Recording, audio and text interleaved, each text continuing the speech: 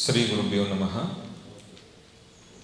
ಸದ್ಗುರುಗಳನ್ನು ಮತ್ತು ಎನ್ನ ಗುರುಗಳನ್ನು ಈ ಸಂದರ್ಭದಲ್ಲಿ ಭಕ್ತಿಯಿಂದ ಸ್ಮರಣೆ ಮಾಡಿಕೊಂಡು ಜಗನ್ಮಾತೆಯ ಸನ್ನಿಧಾನಕ್ಕೆ ದೀರ್ಘದಂಡ ಪ್ರಣಾಮಗಳನ್ನು ಸಮರ್ಪಿಸಿ ಪೂಜ್ಯತ್ವರ ಅಡಿದಾವರಗಳಲ್ಲಿ ನತಮಸ್ತಕನಾಗಿ ವೇದಿಕೆ ಮೇಲೆ ಇರುವಂಥ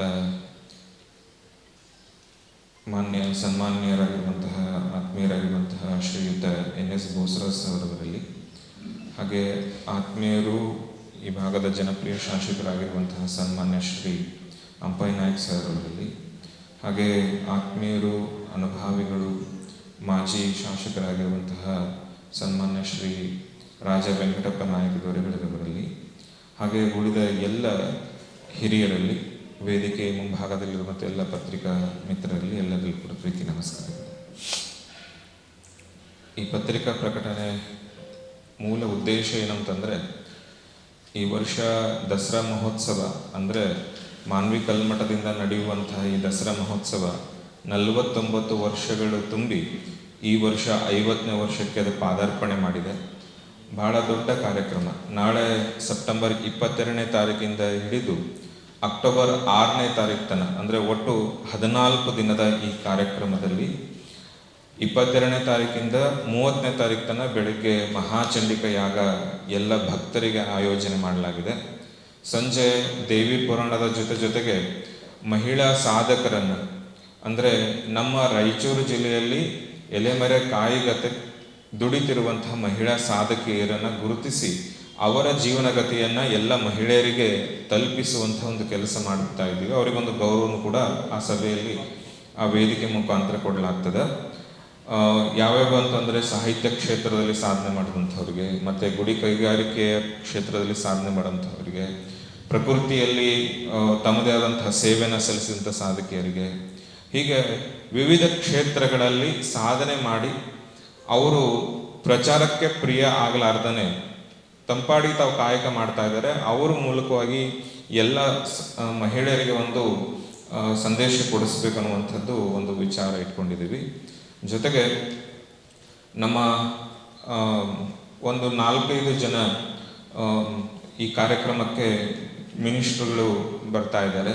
ಮುಖ್ಯವಾಗಿ ಅದರಲ್ಲಿ ನಮ್ಮ ಅರಣ್ಯ ಇಲಾಖೆಯ ಮಿನಿಸ್ಟರ್ ಆಗಿರುವಂತಹ ಈಶ್ವರ ಖಂಡ್ರೆ ಅವರು, ಮತ್ತು ವೈದ್ಯಕೀಯ ಶಿಕ್ಷಣ ಮಿನಿಸ್ಟರ್ ಆಗಿರುವಂತಹ ಶರಣಪ್ರಕಾಶ್ ಪಾಟೀಲ್ರವರು, ಮತ್ತು ನಮ್ಮ NS ಬೋಸರಾಜ್ ಸರ್ ಅವರು, ಮತ್ತು ಈ BJP ರಾಜ್ಯ ಅಧ್ಯಕ್ಷರಾಗಿರುವಂತಹ ವಿಜೇಂದ್ರ ಅವರು, ಹಾಗೆ ಉಳಿದ ಗಣ್ಯರು ಎಲ್ಲರೂ ಕೂಡ ಈ ಒಂದು ಕಾರ್ಯಕ್ರಮದಲ್ಲಿ ಭಾಗವಹಿಸ್ತಾರೆ.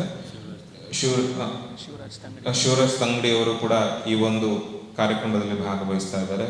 ಜೊತೆಗೆ ನಮ್ಮ 3ನೇ ತಾರೀಕು ಅಂದರೆ 30ನೇ ತಾರೀಕಿಗೆ ಸರ್ವಧರ್ಮ ಸಮ್ಮೇಳನ ಇಟ್ಕೊಂಡಿದ್ದೀವಿ.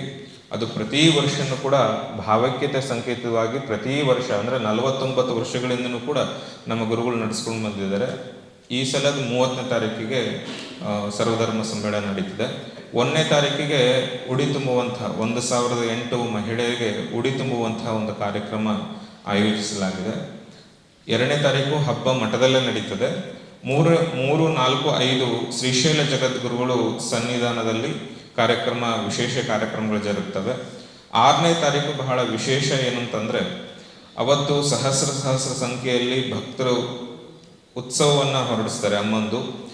ಈ ಸಲ ವಿಶೇಷ ಏನಂದರೆ 25ನೇ ವರ್ಷಕ್ಕೆ ನಮ್ಮ ಗುರುಗಳು ಅಮ್ಮಂದು 25 kg ಬೆಳ್ಳಿ ಮೂರ್ತಿಯನ್ನು ಮಾಡಿಸಿದ್ರು. ಈ ಸಲ ಎಲ್ಲ ಭಕ್ತರೆಲ್ಲ ಸೇರಿಕೊಂಡು ಏನಾದರೂ ಒಂದು ನೆನಪುಳಿಯುವಂಥದ್ದು ಮಾಡಬೇಕು ಹಾಗೆ ಅಂತ ತಿಳ್ಕೊಂಡು ಒಂದು 50 kg ಬೆಳ್ಳಿ ಅಂಬಾರಿಯನ್ನು ಮಾಡಿಸಲಾಗ್ತಾ ಇದೆ. ಅದನ್ನು ಆನೆ ಮೇಲೆ ಇಟ್ಟು ತಾಯಿಯ ಮೂರ್ತಿಯನ್ನು ಅದರೊಳಗೆ ಪ್ರತಿಷ್ಠಾಪನೆ ಮಾಡಿ ಮಾನ್ವಿಯ ಎಲ್ಲ ಮುಖ್ಯ ಬೀದಿಗಳಲ್ಲಿ ಅದನ್ನು ಮೆರವಣಿಗೆ ಮಾಡಲಾಗ್ತದೆ. ಜೊತೆಗೆ 5 ಜನ ಜಗದ್ಗುರುಗಳು ಬರ್ತಾ ಇದ್ದಾರೆ. ಅವರ ಅಡ್ಡಪಲ್ಲಕ್ಕಿ ಮಹೋತ್ಸವವನ್ನು ಕೂಡ 6ನೇ ತಾರೀಕು ಅದು ಹಮ್ಮಿಕೊಂಡಿದ್ದೇವೆ. ಹೀಗಾಗಿ ಎಲ್ಲ ಭಕ್ತರು ಎಲ್ಲ ತಾಯಿಯ ಉತ್ಸವದಲ್ಲಿ, ತಾಯಿಯ ಸಂಭ್ರಮದಲ್ಲಿ ತಾವೆಲ್ಲರೂ ಸಕ್ರಿಯವಾಗಿ ಪಾಲ್ಗೊಂಡು ಎಲ್ಲ ತನು ಮನ ಧನಗಳಿಂದ ಸೇವೆಯನ್ನು ಸಲ್ಲಿಸಿ ಎಲ್ಲ ಕಾರ್ಯಕ್ರಮಗಳನ್ನು ಯಶಸ್ವಿ ಮಾಡಬೇಕು ಹಾಗೆ ಅಂತ ತಿಳ್ಕೊಂಡು ತಮ್ಮ ಗಮನಕ್ಕೆ ತರಬಯಸ್ತೇವೆ. ಇದ್ರ ಜೊತೆಗೆ ನಾವು ಈ ರೈತರ ಸಮಾವೇಶ ಕೂಡ ಇಟ್ಕೊಂಡಿದ್ದೀವಿ, ಯುವ ಸಮಾವೇಶ ಅಂತ ಇಟ್ಕೊಂಡಿದ್ದೀವಿ. ಇವೆಲ್ಲ ಮಧ್ಯ ಕಾರ್ಯಕ್ರಮಗಳಲ್ಲಿ ಅದನ್ನು ಸೇರ್ಪಡಿಸಬೇಕು ಅಂತ ಅಂದ್ಕೊಂಡಿದ್ದೀವಿ. ಒಟ್ಟಾರೆಯಾಗಿ ಇದೊಂದು ಬಹಳ ಧಾರ್ಮಿಕ ಮತ್ತು ಸಾಮಾಜಿಕ ಕಳಕಳಿ ಉಳ್ಳುವಂತಹ ಕಾರ್ಯಕ್ರಮ. ಹೀಗಾಗಿ ತಾವೆಲ್ಲರೂ ಕೂಡ ಸಕ್ರಿಯವಾಗಿ ಪಾಲ್ಗೊಂಡು ಎಲ್ಲ ಕಾರ್ಯಕ್ರಮಗಳನ್ನು ಯಶಸ್ವಿ ಮಾಡಬೇಕು ಹಾಗೆ ಅಂತ ಕೇಳ್ಕೊಳ್ತೀವಿ. ಹಾಂ, ಆಮೇಲೆ ಅದರಲ್ಲಿ ಆಯುರ್ ಸಮಾವೇಶ ಅಂತಲೂ ಒಂದು ಇದೆ.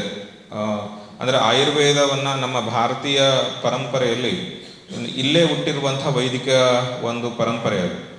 ಆ ಆಯುರ್ ಸಮಾವೇಶ ಮೂಲಕವಾಗಿ ಇಲ್ಲಿರುವಂಥ ಎಲ್ಲ ವೈದ್ಯರನ್ನು ಒಟ್ಟಾಗಿ ಒಂದೇ ವೇದಿಕೆಯಲ್ಲಿ ಸೇರಿಸಬೇಕು ಅನ್ನುವಂಥದ್ದು ಒಂದು ಅಭಿಲಾಷೆ. ಹಾಗಾಗಿ 4ನೇ ತಾರೀಕು ಆಯುರ್ ಸಮಾವೇಶ ನಡೀತಾ ಇದೆ. ನಿಕಟಪೂರ್ವಕ ಅಧ್ಯಕ್ಷರಾಗಿರುವಂಥ ರಘುರಾಮ್ ಭಟ್ರು ಕೂಡ ಅದರಲ್ಲಿ ಪಾಲ್ಗೊಳ್ತಾರೆ, ಅದಕ್ಕೆ ಶೋಭೆಯನ್ನು ತರ್ತಾರೆ. ಹಾಂ, ಈ ಕಾರ್ಯಕ್ರಮ ಮುಂಚಿತವಾಗಿ 10ನೇ ತಾರೀಕು ನಾವು ಪೇಪರಲ್ಲೆಲ್ಲ ತುಂಬ ಓದ್ತಾ ಇದ್ದೀವಿ. ಏನು ಓದ್ತಾ ಇದೀವಿ ಅಂದರೆ, ಈ ಬಾಲ ವಿವಾಹ ಭಾಳ ಆಗ್ಯಾವ ನಮ್ಮ ಜಿಲ್ಲೆಯಲ್ಲಿ. ವಿಶೇಷವಾಗಿ ಬಾಲ ಗರ್ಭಿಣಿಯರು ಭಾಳ ಜನ ಆಗ್ತಾ ಇದ್ದಾರೆ ಅಂತ ಪೇಪರಲ್ಲಿ ಓದ್ತಾ ಇದ್ದೀವಿ. ಅವ್ರಿಗೆ ವಯಸ್ಸು ಸಣ್ಣದಿದ್ದಾಗ ಅವರು ಮಕ್ಕಳು ಹಡಿಯೋದ್ರಿಂದ ಆ ಮಗು ಉನ್ನತವಾಗಿ ಬೆಳವಣಿಗೆ ಆಗೋದು ಸಾಧ್ಯ ಆಗೋದಿಲ್ಲ. ಹೀಗಾಗಿ ಅದನ್ನು ತಡೆಗಟ್ಟಬೇಕಂತ ತಿಳ್ಕೊಂಡು ನಮ್ಮ ಖಾಸಗಿ ಶಿಕ್ಷಣ ಸಂಸ್ಥೆಯ ಒಕ್ಕೂಟ ಎಲ್ಲರ ಜೊತೆ ಸೇರಿ ಈ ಕಾರ್ಯಕ್ರಮ ನಿಮಿತ್ತ ಮಾಡಿಕೊಂಡು ಒಂದು ದೊಡ್ಡ ಬೃಹತ್ ಜಾಥವನ್ನು ಕೂಡ 10ನೇ ತಾರೀಕಿಗೆ ನಾವು ಹಮ್ಮಿಕೊಳ್ಬೇಕು ಅಂತ ಅಂದ್ಕೊಂಡಿದ್ದೀವಿ. ಒಟ್ಟಾರೆಯಾಗಿ ಎಲ್ಲ ವಿಷಯಗಳನ್ನು ತಮ್ಮ ಗಮನಕ್ಕೆ ತಂದಿದ್ದೇವೆ. ತಾವೆಲ್ಲರೂ ಎಲ್ಲ ಕಾರ್ಯಕ್ರಮಗಳಲ್ಲಿ ಭಾಗವಹಿಸಿ ಯಶಸ್ವಿಗೊಳಿಸಬೇಕು ಅಂತ ಕೇಳ್ಕೊಳ್ತೇವೆ.